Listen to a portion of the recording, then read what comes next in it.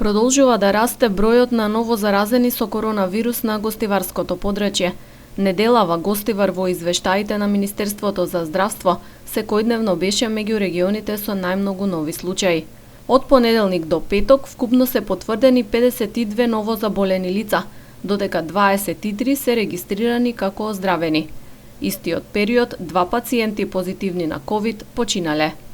Активно болни се 220 граѓани, од кои над 70% се од територијата на општина Гостивар.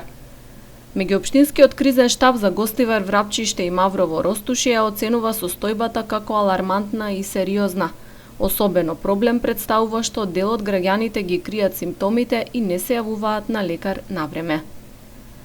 Освен апел за почитување на препораките и поголема свест од граѓаните, надлежните засега не преземаат ниту предлагаат други дополнителни мерки за заштита.